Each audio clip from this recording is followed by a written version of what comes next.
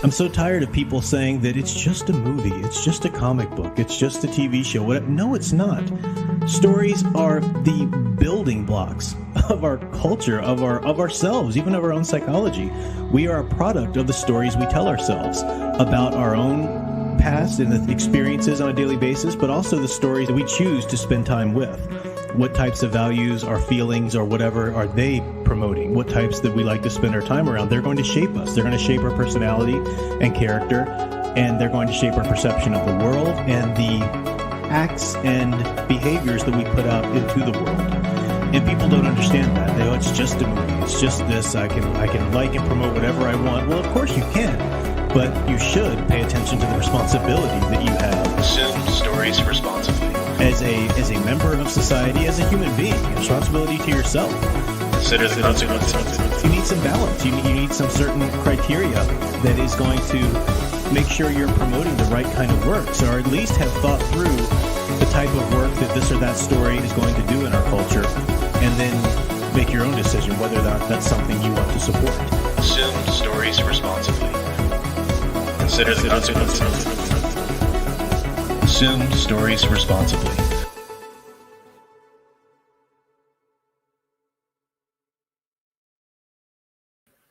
Hello everyone, I'm Professor Geek. Welcome back to the channel, and welcome to another Office Hours live stream. Making sure I'm coming through okay there. Oh wow, got quite a few people here waiting.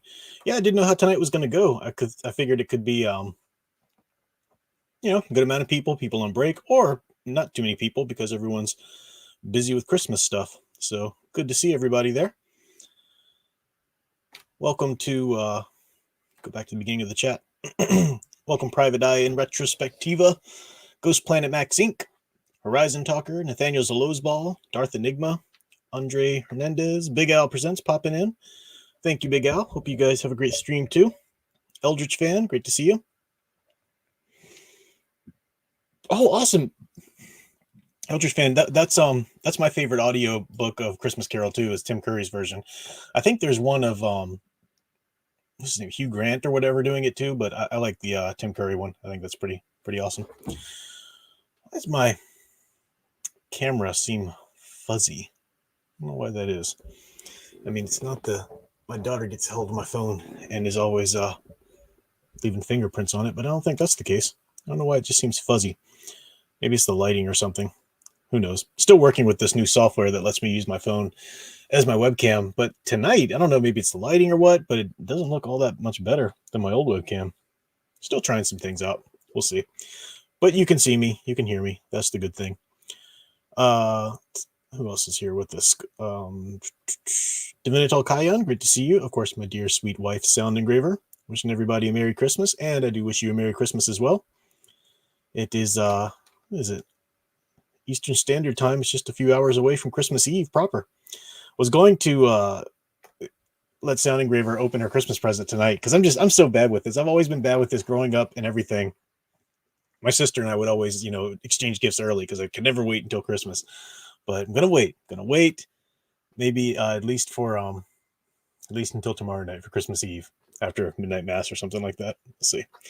But welcome to everybody else. Samuel Proctor, Divinital Kayan. Oh, I already said that. Final Fantasy fan.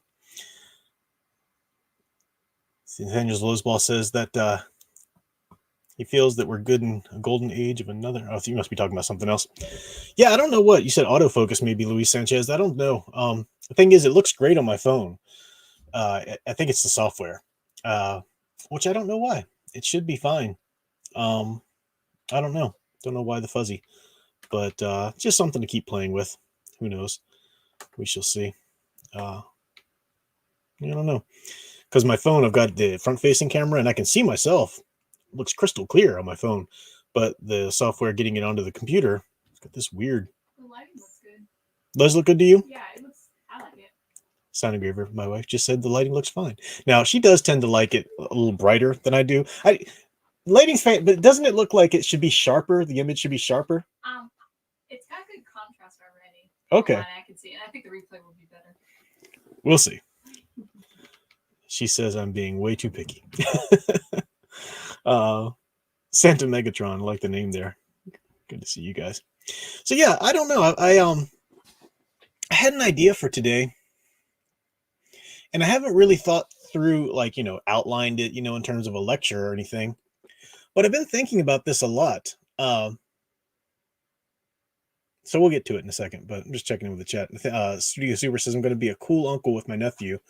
Got him the Batmobile toy with Batman and Robin action figure, Mario plushie, and Blue Season 1 DVD. Going to be a cool uncle. What is Blue? Is that the children's show, Blue, or isn't that Bluey? I don't know what that is. But cool. That's a definitely cool uncle stuff. Thanius Lisboa says that is a topic for another day. I may bring it up again next stream. Oh, gotcha. Yeah. AL, good to see you there. Leia plus size. Awesome to see everybody. So, I don't know. I've been thinking about what makes for a timeless story and or characters, timeless characters.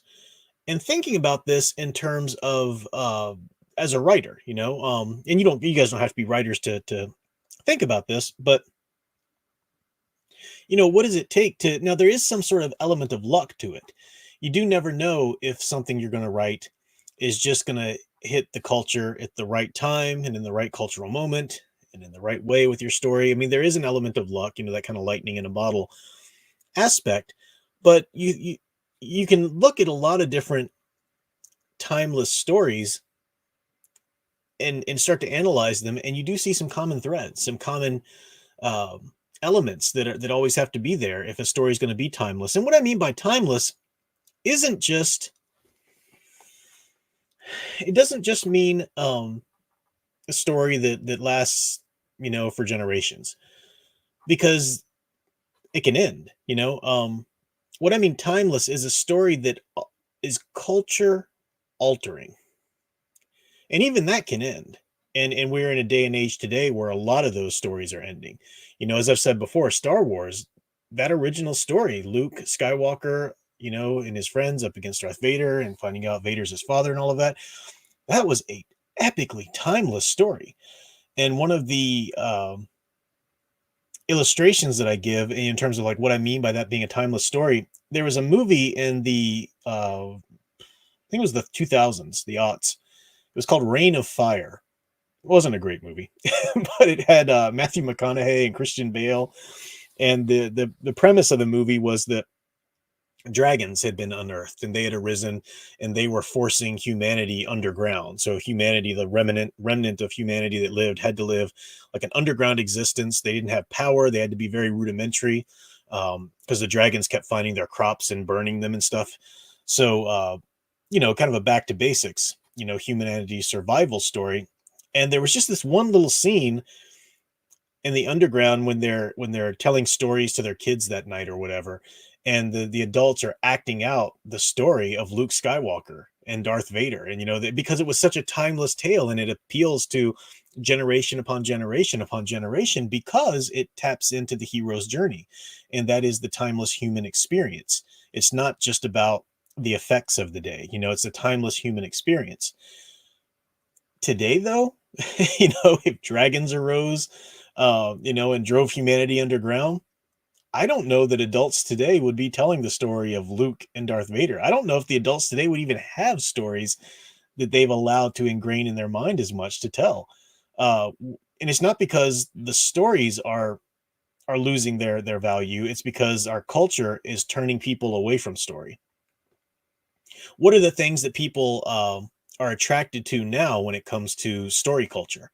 They're attracted to gimmicks. They're attracted to the cool factor, the hashtags. Oh, but Baby Yoda is so cute. Well, what's the timeless tale in that? What archetype does Baby Yoda tapping into? There's the father, that relationship, but that's not really a timeless story. You don't have really a timeless tale in The Mandalorian. Oh, but Baby Yoda, so the types of things that draw people today to stories, where the culture is being programmed not to really tap into the story. They're being programmed to tap into the hashtag, programmed to tap into the the culture around it, that kind of thing. Now, I am going to eventually talk about Scrooge and A Christmas Carol because that was on the thumbnail, and that's kind of what gave me the original idea for this. I'll get to that in a second, though. But Studio Super, thank you for the 999 super chat. You said I just watched the vid of Kevin Eastman from from the TMNT fame, and Peter Laird. It's amazing that something so iconic was started by two friends trying to make the other laugh with their drawing. So wholesome. Yeah, sometimes something timeless like that, or something that just really grabs culture, can be totally by accident. I'm not suggesting that everybody who writes a timeless tale is setting out to do that, but there are elements there that I think you can, like I said, you can analyze and see. So, what are some timeless stories? I put obviously Scrooge. A Christmas Carol, that was so culture altering. Christmas just wasn't celebrated like it is today. In a lot of ways, before Dickens wrote A Christmas Carol, it was more of a liturgical holiday. It was a holiday. It was a religious holiday.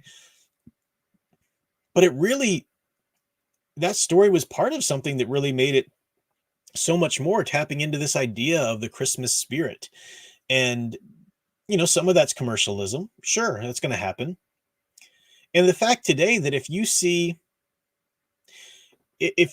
a group of people walking down the street in Victorian England garb, Victorian, top hats and all of that, you figure they're probably doing something Christmas related. They're either going caroling or they're going, they're Christmas. That's Christmassy. Somehow a whole time period now seems Christmassy to us. A whole style of dress now seems Christmassy to us, all because that story has survived and been indelibly linked or imprinted, on that time period and just dragged it through the culture. As long as we're talking about Christmas, another example of a really timeless story, a culture altering story. I forgot to look it up before the stream, but the guy who wrote the poem "'Twas the Night Before Christmas," that poem absolutely defined Santa Claus for even till today, even to today. Before that poem, you had a lot of different ideas about. I mean, there was still the idea of Santa Claus, Saint Nicholas. Um, there was, of course, the Saint Nicholas Day. That's a Catholic thing. The actual Saint Nicholas, but you had different ideas of Santa Claus. The guy who wrote Frank Baum, the guy who wrote Wizard of Oz, had wrote a whole children's story about the origins of Santa Claus, and it's very different. It's very much a fairy story, like a fairy guy living in the woods or whatever, and it's a great story, but it's nothing like Santa Claus that you'd think of today. Something like the Tim Allen movie. Even I was talking to Sound Engraver the other day, like such a big defining aspect of what Santa Claus is in our culture, at least in my childhood growing up too, was the Coca-Cola art, the portraits that they would do, the calendars and art, whatnot, that Norman Rockwell, look. But that wouldn't have been there if it wasn't for the guy who wrote the "'Twas the Night Before Christmas" poem. If you read that poem or listen to it, on YouTube or whatever, you see the things that he invented. He invented the 8 tiny reindeer, or named them anyway.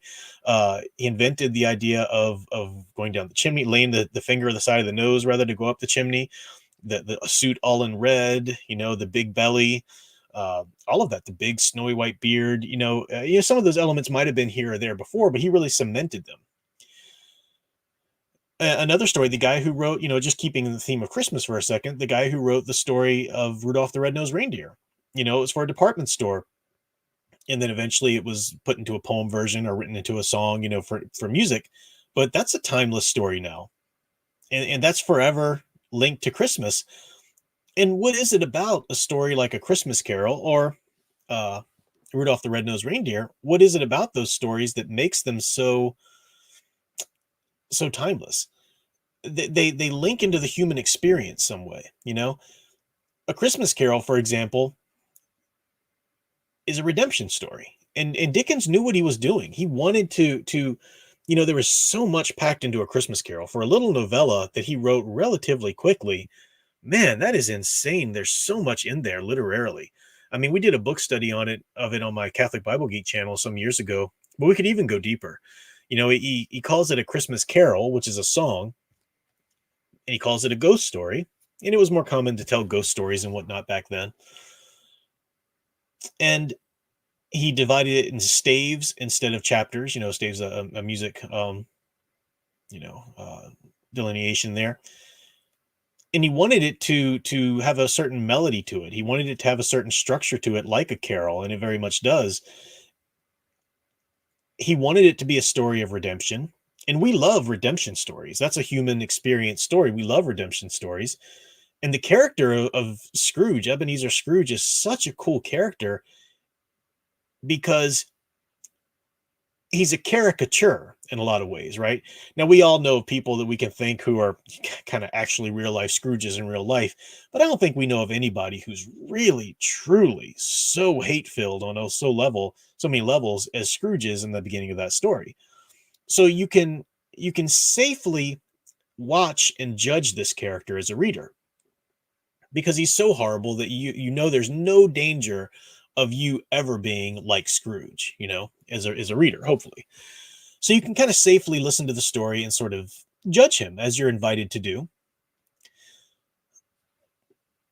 By the time you see his redemption, though, at the end, I would defy anybody to say that they truly experience the joy of life to the level that Scrooge experiences the joy of life when he wakes up Christmas morning after the spirits have visited him. It kind of like that old Bible verse, he who has been forgiven much is will be that all that more thankful, all that more joyous, and filled with gratitude for it, really understand. And I think that the story invites us at that point to say, okay, maybe you're not as bad as Scrooge, but what can you do to try to get to that level of joy? And you look at his life and there are always things that you can kind of compare to yours, this or that decision that he made or whatever. And that'll change through the different stages of your life. That's another aspect of a story being timeless, that it can mean different things to you at different levels of your life, different stages of your life. And you tap into the human experience, that doesn't go away. The human experience is always there, even though today it's very sad that our culture is not being taught how to experience stories. Stories aren't being given their privileged place, which is bad. I mean, culture's dying, which means the soul of the human race in some ways is dying, and I mean that sort of poetically. Um, but it's true, and but the human experience isn't going anywhere. You could get that back. It's interesting, other stories just to even kind of move out of the Christmas theme. I've said the Headless Horseman, Legend of Sleepy Hollow is such a timeless story. Now, that's one that people aren't as familiar with the narrative, the elements that happen in the narrative. Those of you who've read it or watched, certain incarnations are. But that character, the Headless Horseman, what a timeless character and just an iconic image, and it's a loaded symbol, as I've said before, because it's one who's lost his head. As gruesome as that is, as terrifying as it is, it's also very loaded with symbolism. What does it mean to lose your head metaphorically, and why is that so dangerous, and why does that make you so dangerous when you lose your head? That's a fascinating character, and I think that's one of the reasons why it's just so visceral and seminally connected to people's fear. Got another super chat here. Thank you, Studio Super. Says, I feel one reason why stories don't resonate today is that storytellers today have no imagination. They sacrificed it for real world politics. They need to put their heads in the clouds. Yeah, that's a big problem for ideologues, sure. But even people who aren't ideologues, but are just trying to have stories published in today's ideologue driven industry or world or culture, they know that they can't get those stories done. They can't get those stories out there if they're not hitting certain marks and hitting certain check boxes, for the woke stuff.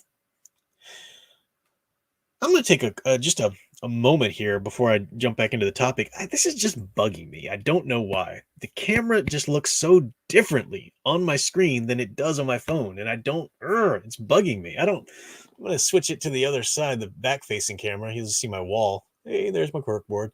Now see, I don't know, how does that look on the computer screen? Yeah, I don't know. Even that looks a little bit different. So I don't think it's the camera lens or anything. I think it's got to be there we go. I don't know. Something to fiddle with later. It just bugs me. I think it even looked better last time. Now I do have a different light. That's one of the things I'm thinking. Maybe is the light I don't know. I know it's not very entertaining to sit here and watch somebody mess with his lighting and stuff, but it just bugs me. So, hey, look, I can even move over a little bit. Okay. Anyway, Eldritch Fan says, the Headless Horseman was just a jealous lover in a costume, right? He was scaring Ichabod away from the girl he was tutoring. Well, that's one way of taking the story. That is one way of taking the story. It's a satire, but the character of the Headless Horseman was actually based on a real life account from the Revolutionary War, in which I think it was a cannon. There were Hessian soldiers who are terrifying already. Hessian soldiers did not go about warfare. They did not subscribe to gentlemanly warfare. Hessians would come over and just kind of do a scorched earth kind of tactic, so to speak. I mean, they would be raping and pillaging. There was no honor to the Hessians. Not to say that certain Americans or certain British, couldn't have fought with that lack of honor too at times during the Revolutionary War, but the Hessians were really known for it because they were mercenaries. They were just hired guns. They didn't really have a stake in even the British fighting the rebels. They were still trying to reclaim them back as their own land, property, whatever. So it was a different thing. So the Hessians were already terrifying, and then there's actually a story. One soldier, officer, or whatever. I've got the details written down, but talked about an event where there was a battle, and these Hessians were heading over the hill down towards the rebels, not rebels, the colonial, or the Americans, basically. Rebels tends to be gives people the idea that it was the Civil War, and I'm talking about the Americans, and they set off some cannons, and one of the cannons apparently knocked it just hit the guy in the head, knocked his head off, and for a brief few seconds there, his physics was taking its toll. The rider had his sword raised and was gripping the reins, and suddenly his head is gone. And there was a few moments there of the horse is still going along, and his muscles are still gripping the sword and the reins. So there was a few moments there of this headless Hessian horseman running down the hill. And it was just an image that just seared itself upon all those viewing it, and they wrote about it and they talked about it, and so it was a common story, fireside ghost story. And Irving certainly heard that. Washington Irving certainly heard that. And that's where the legend of the Headless Horseman comes from in the tale. That's why the people in Sleepy Hollow in the tale tell that story. And of course, most likely Brown Bones seized upon that because Ichabod Crane is one given to superstitions and so forth. But still, just what a wonderful character, and it's been reimagined so many times in different tellings, which is really great. Samuel Proctor says room tour. Yeah, when the room is finished, room tour. When the room is finished. It's still, I need to move this wall back, get some more stuff. It's not quite ready. It's not room tour ready just yet. What does the character of the horseman say about Ichabod Crane's character? See, that's another layer of the story, and I'm glad you mentioned that, Eldritch Fan, because Ichabod Crane is supposedly a school teacher, one who brings knowledge, and yet he's incredibly superstitious. He's also a bottomless appetite, right? For goods, for food, for Katrina Van Tassel herself. He's not, when I was watching that, like the Disney cartoon as a child, I wanted to identify with Ichabod because he was the nerdy guy who just wanted the girl, but the big mean bully wouldn't let him have her or whatever. But that's not the story. Ichabod's got his own problems, his own faults, and he's not the nice little guy. Now that can vary telling, different tellings, and stuff. But yeah, you can, the Headless Horseman as a ghost-like character is kind of a judgment upon Ichabod Crane, somebody who should know better, who should be keeping his head, but has allowed the appetites, the Dionysian aspect of him, to overrun his Apollonian, and the superstition, the subscription to superstition is overran his logic too. So yeah, it's just all that kind of stuff layered in the story. Now, obviously, it's kind of like Grimm's fairy tales. Children hearing these stories, they're not going to understand every little psychological appeal and level of appeal from these stories, but they respond to them nonetheless for a lot of those reasons. And it's debated, which psychological, thing is going on in this story and which that. I mean, scholars can debate that to a certain degree, but you can't deny that there is a visceral appeal to the human experience. And even though the listener or the reader or the viewer or whatever can't always consciously pull each and every one of those ideas or appeals out, they're responding to them. They're absolutely responding to them, and that's why these stories stay timeless. It's fascinating. Linking a story to something like Christmas or a holiday, even though yeah, it was in the Sleepy Hollow it was linked to All Hallows Eve as well. Linking a story to a holiday that is going to be around for a while, that's a good step forward to making it timeless, but the themes have to be there, the archetypes have to be there, the the snapshot of the human experience has to be there in a way that really tells the truth, yet recontextualizes it in a way that we can understand it even better. That's just fascinating to me. Studio Super, thank you, said with Eastman and Laird, the creators of TMNT, those comics weren't a parody, but a goofy celebration of what they loved, comics and pop culture. I feel that audiences can feel that passion, and that's why they want to emulate it. Yeah, so as you said, Eastern and Laird, they were just kind of making each other laugh. Like, here's a turtle, here's a ninja turtle with a mask on, and stuff. And then it, blossomed into an idea and into the story. But as you said, just like two friends trying to make each other laugh, they were tapping into that childlike wonder, that childlike fun, that they used to have or whatever. So that's and that's probably what's made it so timeless. I remember growing up. On the one hand, you hear Teenage Mutant Ninja Turtles, and you think, how ridiculous, how convoluted. But the child in you's thinking, that's awesome. And I remember, realizing that even as a child. So yeah, tapping into that is pretty great. Yeah, Elder Shane, yeah, do you think Harry Potter will be timeless? Harry Potter definitely has tapped into the hero's journey. Absolutely, it's there. And it does tap into that timeless story. You've got somebody, the mentor comes to him and tells him there's more to you than you realize. The things you're having to suffer now, you shouldn't. You've got sort of a birthright, which is making you worth more than this, takes you away to this other world, a magical world right beneath the mundane reality that we all know. That's fascinating. That's wonderful. So yeah, I think the books could be timeless. I don't know. I don't think the mystical magical creatures movies are necessarily timeless. The movies themselves might not even necessarily be timeless. I stopped watching the movies after a certain point. And honestly, looking back, I think only the first two movies are really worth me going back and rewatching, because I love those first two movies. Christopher Columbus directed those two movies, and he made Hogwarts magical. As soon as Curon, or whatever his name is, took over for the third movie, Hogwarts just became this bumbling old shambles of a ruin on a hill.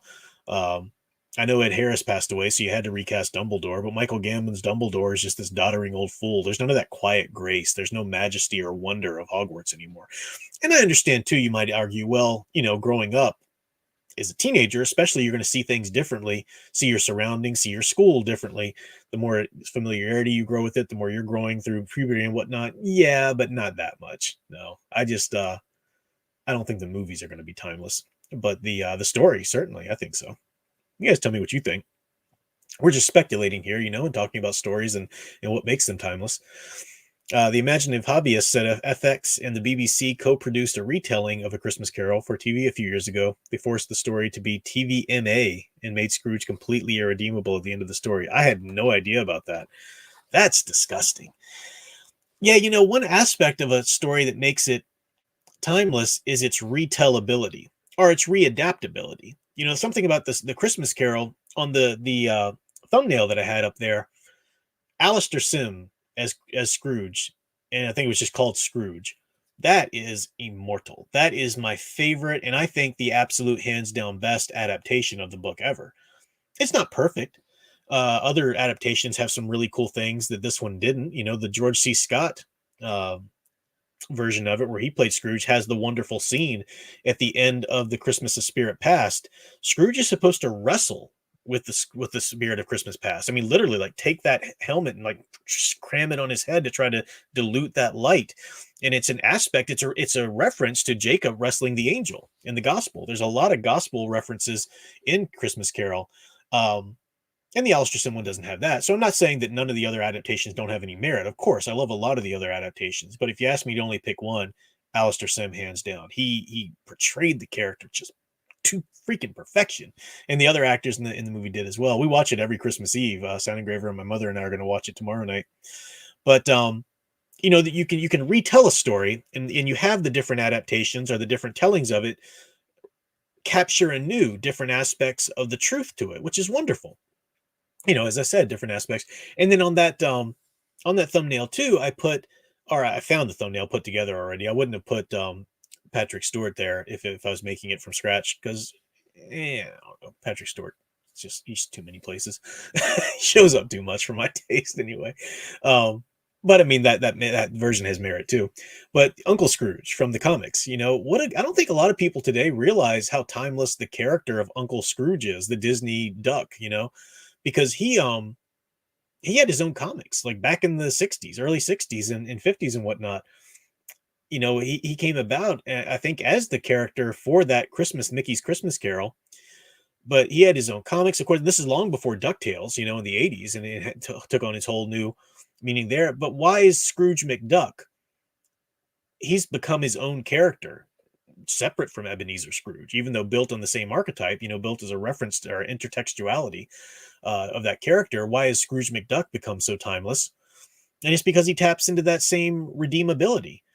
In Scrooge McDuck, you can look at as maybe your crazy old uncle or grandfather who's a little rough around the edges, maybe the kind of relative that you warn your friends about a little bit, but he's still not bad. He's still wonderful, and has his charm and love and everything. So, yeah, I mean, when you get a good story that just is there's so much in it, like A Christmas Carol, that it spins off and gives other characters and other stories and other adaptations throughout the years. And none of them are ever better necessarily than the original. Go back and read the original Charles Dickens Christmas Carol, and it's just still magical. It holds up today so much. It's amazing. Andre Hernandez, thank you so much for the super chat. Says, someone who studies adaptations, thoughts on how Disney adapts fairy tales. Do you consider them utterly disrespectful or absolutely necessary? That's a good topic. I always, in fact, kind of laugh at the people, or just kind of shake my head, at least roll my eyes at the people who fall into that old trope. Disney, they've made all of the Grimm fairy tales so vanilla. They just took all the teeth out of them. They just, they did this and that. I'm like, do you understand how mythology works, how folk tales work? Because everything you are accusing Disney of doing to these fairy tales, the Grimms themselves did to the folk tales they were listening to and took from Germany. The Grimms wrote down, they published like 3 or 4 different editions of the fairy tales, and you can look at the changes they made through each edition to edition to edition, and they were starting to edit them and put their own, make them match their own sort of Christian morals. Which, it's not that the first ones weren't Christian, but the first ones, they predated Christianity in a lot of ways. But what I mean is that they had truths buried in them that were timeless. And Wilhelm Grimm, especially the younger of the Grimm brothers, was really trying to make them more of moralistic stories, with each edition. But of course, they did put in, and they left in a lot of the violence. They took out a lot of the sex. They put in a lot of the ramped up the violence in some ways. And yeah, of course, Disney's gonna, Walt Disney in the 20th century, trying to make entertainment for an entire family, child-friendly entertainment, but that appeals to the entire family. Of course, he's going to take a lot of that out and make it a lot more kid-friendly. But I think you can't really understand American mythology without understanding and appreciating what Walt Disney gave us in that. Walt Disney is a fantastic figure and storyteller, even as the producer aspect of it. He's I love what he did with these fairy tales. I think they're every bit worthy of their place in fairy tale history. The Disney Snow White is every bit as worthy and important to our culture as, say, the original story of Snow White and Rose Red and so forth. Yeah, that's just my take on that. I think another super chat here by Luis Sanchez. Thank you so much. Said, I'm glad Tim Burton kept the rights to A Nightmare Before Christmas. Disney would have bastardized it. Also, Merry Christmas. Yeah, Merry Christmas to you. You're absolutely right. Disney's just everything good I'm saying about Walt Disney cannot even remotely be applied to Disney the company today. Disney the company today is a wretched hive of villainy, right? It's like Mos Eisley, just an awful company who's conscious mission is to try to deconstruct and ruin everything that Walt Disney created.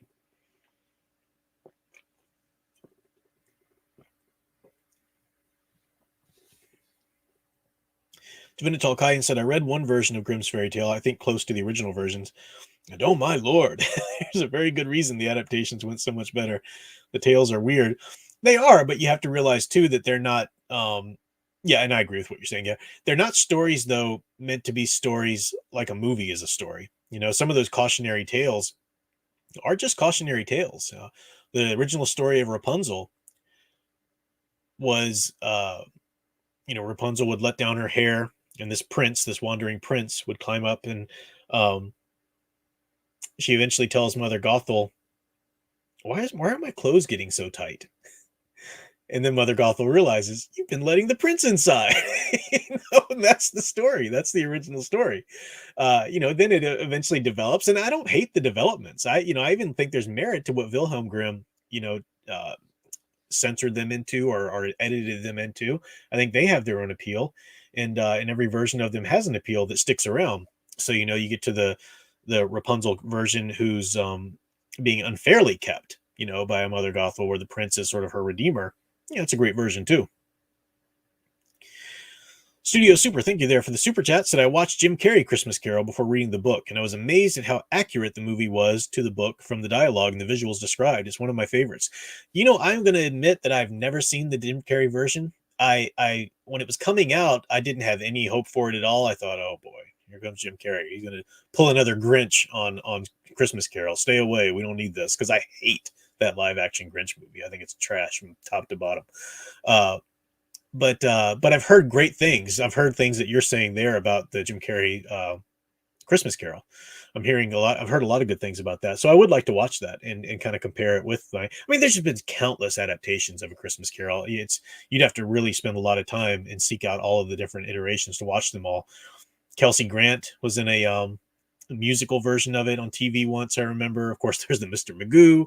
There's Disney's Christmas Carol, Mickey's Christmas Carol, rather. Just so many great versions. Even the old, I love watching Christmas time, the Christmas episode of the Andy Griffith Show, which isn't a telling of the Christmas Carol necessarily, but it's got the old store owner, the Scrooge-like character. So even stories that don't beat by beat retell the narrative are still trying to hone in on the appeal of it. They're still trying to find that, which I think is a great thing. Eldridge Fan said, unpopular opinion, the Disney adaptation of The Lion, Witch, and the Wardrobe improved on the book. How Disney has changed. I love the Disney version of Lion, Witch, and the Wardrobe. Love it. Andrew Adamson's, I can never pronounce his name right. The director of that, wonderful story. It's been so long since I've seen the Disney version, though, I can't readily call to mind the changes from the movie to the book. So I can't really say if I agree with you or not. I know that the adaptation of the second film, Prince Caspian, was not a great film, but it wasn't the film's fault. It was the fact that the second book didn't really lend itself to film adaptation. The second book was a lot of more morals, more philosophy and such, and it didn't really lend itself so much to a film narrative.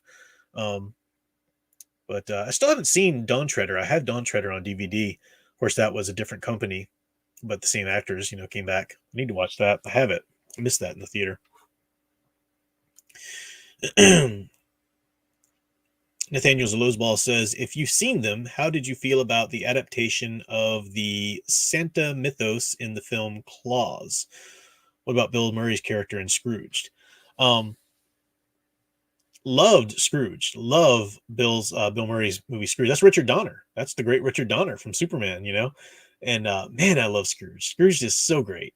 It's one of my favorite adaptations of that story too, because Bill Murray's just great. You got Bobcat Goldthwait, Carol Kane, Buster Poindexter. I forget his name, his real name.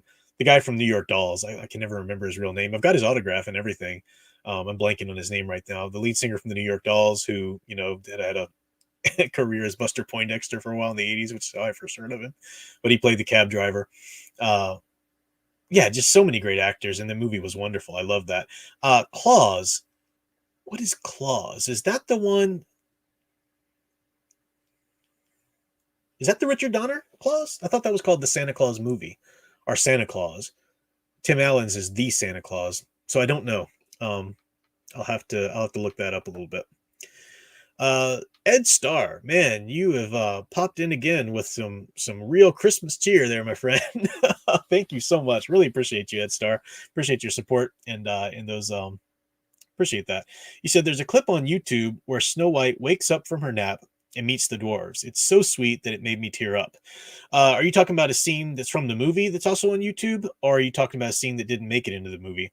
Because again, right now in this spur of the moment, of course I've seen Snow White, but I can't remember each and every scene that was in there. But you're right. I mean, that movie was beautiful. Snow White, the first feature-length animated film. I mean, just technologically alone, it's amazing, but it's magical. The dwarves, the personalities that the storytellers gave them, the purity that they gave Snow White and the prince and that love story, keeping that so pure, the evilness of the Wicked Queen.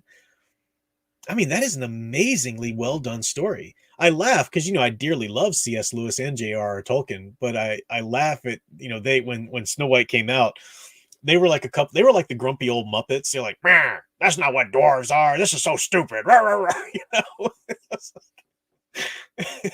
think it's hilarious that they just didn't get it. I mean, I get why they didn't get it because they're like classical literature, and proper Norse dwarves and whatnot and stuff and elves and so forth. But like, I just think that's hilarious. But yeah, no, it's a magical movie, and I remember at Disney World, they don't have it now, and to my knowledge, I don't know if it's at any of the other Disney parks, but at Disney World in Florida, they used to have Snow White's Scary Adventure. They took that down now, and they've got like the Dwarves Mine Train or whatever. But it was what a great, and they had this right up through the aughts anyway, like some of the early 2000 teens, I think it was, before they took it out. And it was a classic dark ride, meaning a ride that goes into a darkened room, and you see the characters and whatnot and the animatronics. It was so great. It was such a nice throwback to that another time period, and you rode through the events of the movie and stuff. And man, what a great, yeah.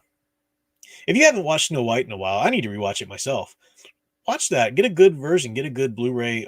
You should own it, really, because it's just such a important foundational piece of American mythos, especially for the 20th century. It's good stuff. I agree with you. Thank you again there, Ed Star.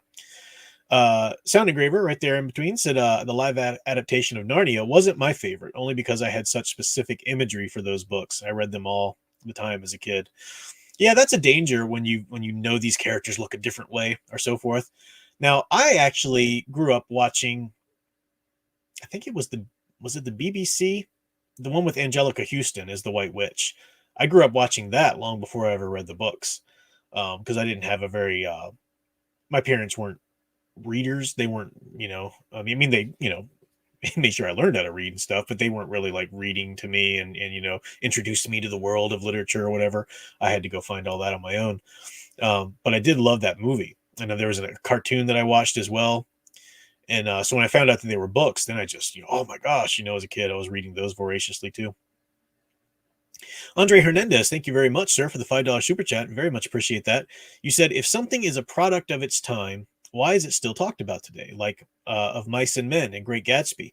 Well, you're right. I mean, that's what I'm. That's one of the things that are at play here with A Christmas Carol. It's a product of its time, but it taps into a universal human experience that transcends that one time in culture. The redemption story and the need for redemption is applicable to any time in culture and moment in history and style or whatever. So something like of Mice and Men, or The Great Gatsby, they tap into they're very much of their time because they have to do with the Depression or the Roaring Twenties, and you can only really explain those characters and the events that come about with the historical time period that they're born out of. But the things that the characters are going through in those, the I can't remember the name, Lenny, and who was the name of the other character in Of Mice and Men, but their relationship, um, the world's reaction to Lenny, that's just that's timeless.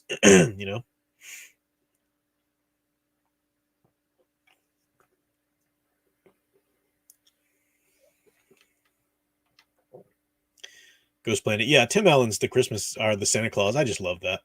Definitely loves that. Um, Luis Sanchez, what do I think of Netflix Klaus? I haven't seen this. Someone else was asking about this. Is this like a horror film or something? Is that what it is? Let me see. Oh no, it's not a horror film. That's good. Sometimes because there have been like horror Christmas movies. Oh, it's the animated one. Okay, no, I recognize that now. Okay, I had to look it up and see the image. I haven't seen it yet, but I've heard good things about it. I don't know. I mean, Netflix being behind it doesn't really say it doesn't really have a lot to recommend it there. But I've heard people like it. Um, so I don't know. I don't know. I haven't watched that yet. I will. I mean, tell me what you guys think. You guys are asking me. I'd love to know if you guys think it's good or not. Yeah, David Johansen. Thank you, Tony Grego. Yeah, I met him at a what was it called? It was a con, the theater. Shoot, I forgot the con's name, but I met him there. He was awesome.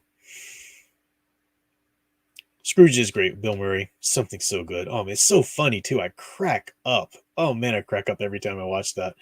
It's just so good. I'm just cracking myself up now. Carol Kane's character is the Christmas present. Her with Bill Murray is just funny.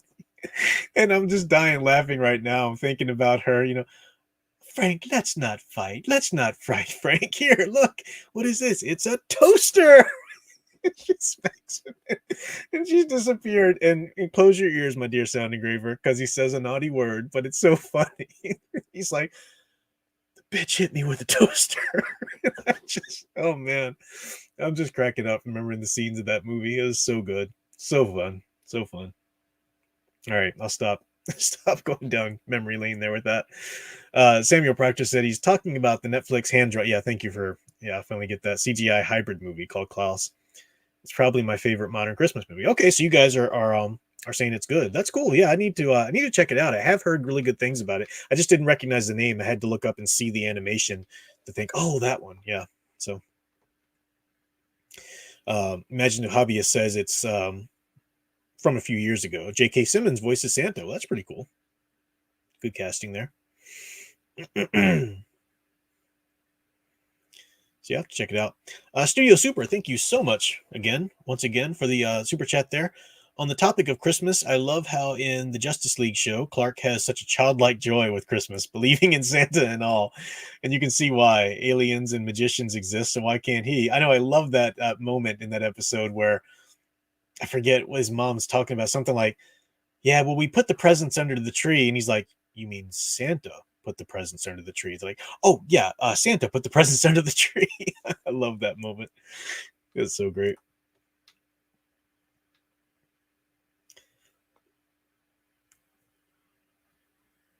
Okay, Imaginative Hobby says correction. So it's not the BBC version that I'm thinking of, though. The actress in the BBC version of Narnia was Barbara Kellerman, not Angelica Houston.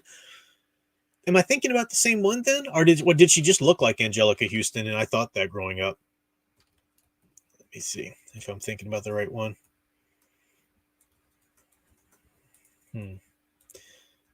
Because if she wasn't, she certainly looked like her. I guess she didn't play her. I guess it was just somebody that looked like her. Or maybe, I don't know. I'm just doing like some very quick by the seat of my pants Googling here. So, but yeah, it's possible that I just thought she was her as a child, Hey, that looks like Morticia, Eldridge fan says, I rewatched the Mist movie by Stephen King. All the anti-Bush, anti-Iraq war references felt so flat. That movie isn't timeless. It's wedded so completely specific to a point in time. That's a great point. Yeah, when you do that, when you use your story or your art to try and make social commentary on what's going on that day,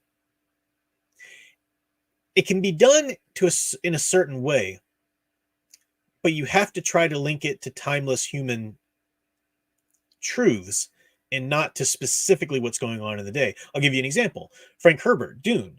Um, he was very concerned and very much he did not like what was going on, the way that the world just worshipped JFK. The way that people just looked at him as like he's our savior, he's going to do everything, he's our hero. You know, he called him the superhero type, you know, even though he didn't quite mean the same thing that we mean as like a superhero comic book wise or anything.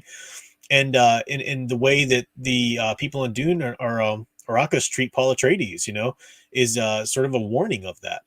Um, but he didn't put anything in that novel that was specifically directly related to the JFK campaign or something JFK said or anything like that. No, he's just talking about that tendency we have for hero worship, and it's just as much applicable then. And I looked at it, you know, I was studying that book in grad school at the time when Obama was president, and I'm like, oh man, talk about some freaking zombie like, you know, oh, he's their savior. You know? Wow. I convinced you to watch Scrooge Studio Super. It's so good. It's so good. It doesn't only, you know, I was talking about the great cast. It also have Karen Allen, you know, from Indiana Jones and Animal House and you know, all the great stuff she's been. She's his love interest in that. So good, so funny. Yeah, good stuff. So I'm nearing in on the hour mark. Still got a few more minutes here to chat a little bit, but Divinitel Kayan said, as someone who abhors Netflix, Claus is the one thing out of them I give a gold star to. All right, so I definitely need to watch Claus then. I definitely will. Don't know if I'll get to it before Christmas this year because we're kind of right here at the cusp, but it's something I'll definitely try to watch. Yeah.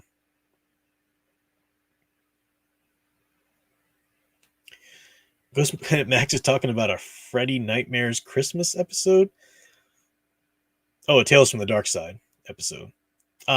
I have seen no, those are Halloween episodes of Tales from the Dark Side. I love Tales from the Dark Side. I thought that was such a fun little show. Um, you can tell some of the stories they had to be cut down too much, but you can kind of tell what should have been there. But the stories had a great charm. But no, I don't think I ever saw that episode.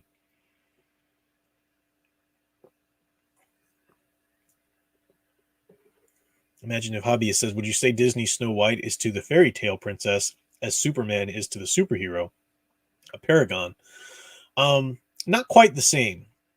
In terms of purity, sure, absolutely. But Snow White doesn't, she's not as much of an agent in the story.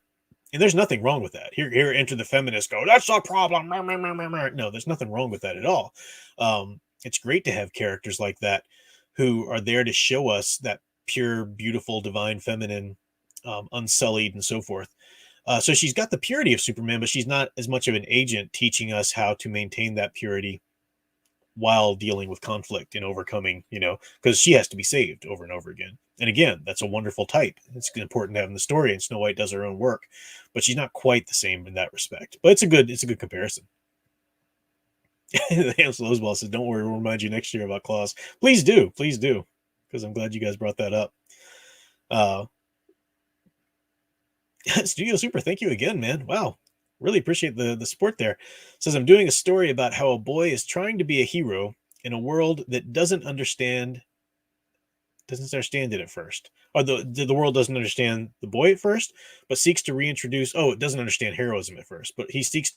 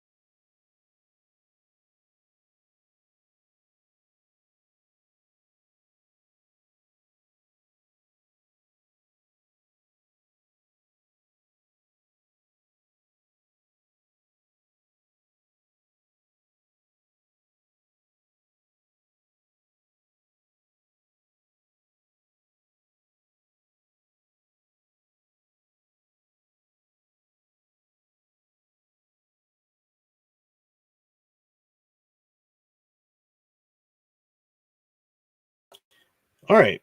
I don't know what happened, the cam and everything. Actually, it might have been a I don't know. Don't know what happened there. But I'm back. Are you back? Yeah, I'm back. You just need to go check the time delay. Yeah, I don't know what I didn't touch any chords. I don't know. It might still be this computer this video software, but it doesn't matter. I was going to wrap up here in a second, so you guys can see Prof Wolf there for a second while I wrap things up. Sorry about that little glitch. I don't know. I'm still working on I liked it at first. It was a pretty cool idea using the phone as the webcam, but I'm thinking it might just be time to buy a better, proper webcam that I hardwire in. I think that's the way to go, because if this is going to cause too many connection problems and so forth. But anyway, thanks for letting me know, my dear wife, and those in the chat.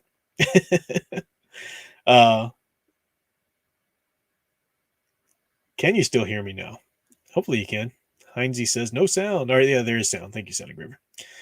Final Fantasy said, curious question about origins, with hero origins being categorized with trauma, destiny, and chance.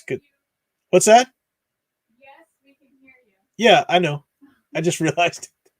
Sound Engraver is always responding to what I said like a minute ago because of the time delay there. Yeah, there are differences. I can't really get into it now, Final Fantasy fan, because I'm wrapping up, but there are definitely different. I haven't really done that a lot on my channel. I've talked a lot about the heroes, their aspects of their origins, their call to action, their empowerment, and so forth, and the different categories. I started talking a little bit about the archetypes of villains. I said you've got your elemental villain and your sympathetic villain, but I haven't really gone into a lot of the sub archetypes, or certainly haven't gone at all into the proper origins of villains. So there are categories like that for villains as well.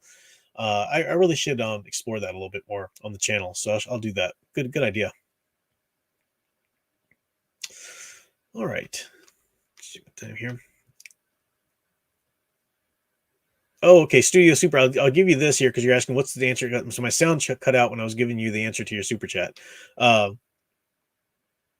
Yeah, no, I'm sorry. Yeah, that's a great idea for a story. I really like that idea. Now, that idea in itself doesn't necessarily say it's going to be timeless or not. There are other aspects, as long as you really link it to the human experience, that's important. But I think that's a great idea, especially in today's culture in which we don't encourage heroic stories. Does our culture even encourage heroism in your daily life? Places, your religion and maybe your own home culture and whatnot. But I think that's a good idea to explore. I think so. Keep going. Let me know how it goes. Oh, Matt Wilkins popped in just in time for me to say goodbye. Thanks, Matt Wilkins. Yep, I take full blame. Oh, so you were going back and forth with Sound Engraver. Good to see you there.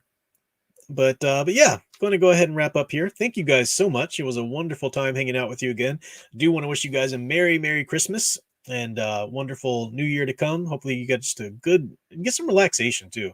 Really take some time off and celebrate if you can, if work and family duties allow. I know sometimes that's not always the case, but really take some time to celebrate the spirit of the season. And you know what? If you haven't seen a good adaptation of A Christmas Carol recently, man, go watch one. Really, I can't recommend enough Alistair Sim and Scrooge. That is just epic. But even if you just go watch Richard Donner's Scrooged with Bill Murray, hey, it's so good. It's magical at the end of that too. Bill Murray's, portrayal of Scrooge redeemed at the end is just so wonderful. So wonderful. Really, man, it really shows his acting chops too, because it's just like, man, it gets you in the heart.